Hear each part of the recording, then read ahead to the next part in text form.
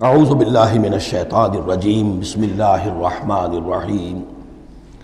اس سے پہلے کہ ہم سورہ بنی اسرائیل کا ترجمہ شروع کریں، سورہ نحل کے آخری حصے میں ایک بڑی عظیم آیت آئی تھی کہ جس کے حوالے سے کسی قدر وضاحت ہونی چاہیے، لیکن چونکہ اس وقت میں چاہتا تھا کہ وقت کے اندر اس کا ترجمہ مکمل ہو جائے تو میں اس وقت رکا نہیں۔ یہ آیت نمبر 125 ہے سورہ مبارکہ کی، ادعو الی سبیل ربک بالحکمۃ والموعظۃ الحسنۃ وجادلھم باللتی ہی احسن۔ اصل میں اس میں دعوت اسلامی اور دعوت دین کے تین مختلف لیولز کا تذکرہ ہے۔ عام طور پر اس کو ایک ہی چیز سمجھ کر لوگوں نے ترجمہ بھی کیا ہے، وضاحت بھی کی ہے، لیکن دقت نظر سے جائزہ لیا جائے تو چونکہ انسانوں میں مختلف قسم کے انسان ہیں تو دعوت و تبلیغ کے بھی اسی اعتبار سے مختلف گوشے کہہ لیجئے، مختلف لیولز کہہ لیجئے۔ مثلا یہ کہ انسانوں میں ایک چھوٹی بڑی ہی مائنورٹی ہوتی ہے جن کو ہم انٹیلیجنسیا کہتے ہیں۔ یہ وہ لوگ ہیں کہ جو عقل سے کام لیتے ہیں، کسی بات کو قبول کرتے ہیں تو پہلے عقل سے سمجھتے ہیں تب قبول کرتے ہیں، جذبات سے نہیں۔ اور یہ کہ کسی شے کو رد کرتے ہیں تو دلیل سے کرتے ہیں، اگر قبول کرتے ہیں تو دلیل سے، رد کرتے ہیں تو دلیل سے۔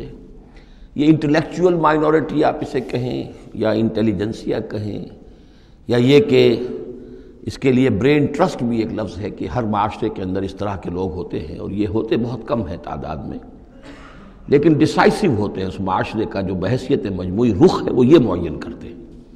عوام کی حیثیت جو ہے وہ ایسے ہے جیسے ایک انسان کے جسم میں ہاتھ پاؤں ہیں، اعضاء و جوارے ہیں، لیکن جو حیثیت ایک انسان کے جسم میں دماغ کی ہے وہ اس برین ٹرسٹ کی ہوتی ہے، انٹیلیجنسیا کی۔ یہ طبقہ جو ہے اس کو دعوت جو دی جائے تو ظاہر بات ہے کہ وہ وعظ سے نہیں، جذباتی نہیں، بالحکمہ، پختہ باتیں، عقلی دلائل، محکم باتیں، وہ حکمت جس کے بارے میں فرمایا گیا وَمَن یُؤْتَ الْحِکْمَةَ فَقَدْ أُوتِیَ خَیْرًا کَثِیرًا، سورہ بقرہ میں ہم پڑھا ہے۔ اور وہ حکمت کے جو تین جگہ پر حضور صلی اللہ علیہ وسلم کی جو تعلیم و تربیت ہے اس کے مراحل میں سب سے اونچا مرحلہ بیان ہوا ہے، یتلو علیہم آیاتہ ویزکیہم ویعلمہم الکتاب والحکمہ۔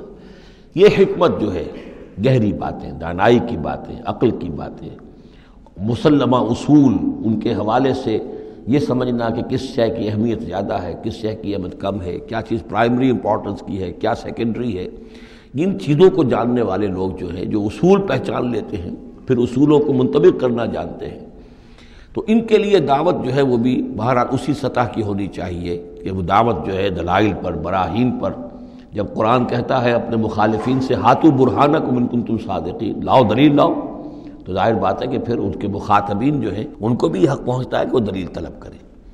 اب اس کے لیے ظاہر بات ہے کہ وہی شخص یہ کام کر سکتا ہے جو خود اپنی ذہنی سطح کے اعتبار سے کافی بلند ہو چکا ہو، جس کا اپنا شعور بہت پختہ ہو چکا ہو۔ جب تک کہ وہ خود حکیم نہ ہو تو حکمت کے ساتھ دعوت کیسے دے گا؟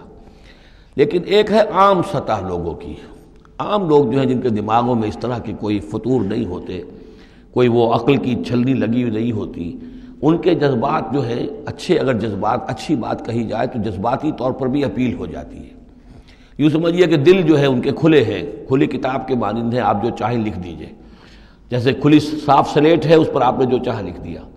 ایسے لوگوں کے لیے یہ ہے کہ موعظۃ الحسنہ، ایک بات جو ہے اچھی بات ہو، خلوص سے ساتھ کہی جائے، وہ شخص یہ محسوس کرے کہ جو بات یہ کہہ رہا ہے مجھ پر دھونس نہیں جمانا چاہتا، اپنے علم کا روب نہیں ڈالنا چاہتا، بلکہ یہ در حقیقت میری خیر خواہی کی وجہ سے مجھ سے نفرت نہیں کرتا، میری تحقیر نہیں کر رہا ہے، جو یہ مجھ سے کہہ رہا ہے وہ خلوص سے کہہ رہا ہے۔ از دل خیزت بر دل ریزت، دل سے بات نکلے گی اور دل پہ جا اترے گی۔ یہ ہے موعظہ حسنہ۔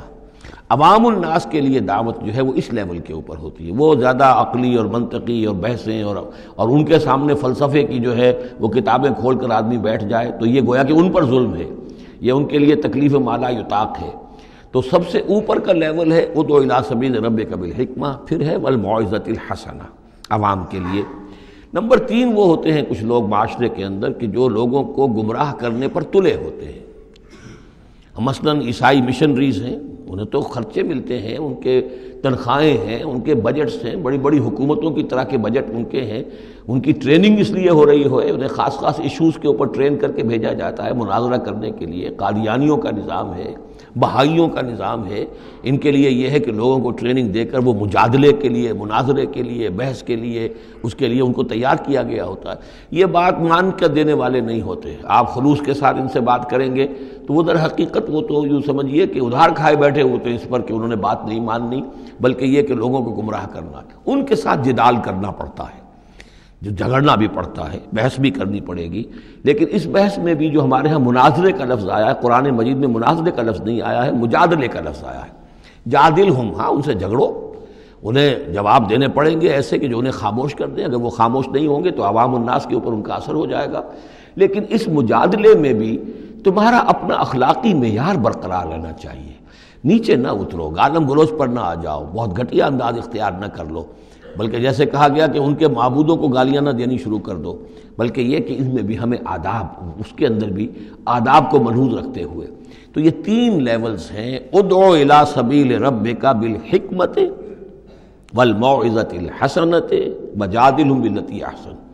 اب اس میں ہر ایک کے لیے پھر تیاری کرنی ہوگی۔ قادیانیوں سے مباحثے کرنے کے لیے ظاہر بات ہے عام آدمی نہیں کر سکتا جب تک کہ ان اسپیشل ایشوز کے اوپر اس کو صحیح جو ہے اس کو تعلیم نہ دے دی گئی ہو، اس کے اوپر تربیت نہ ہو گئی ہو۔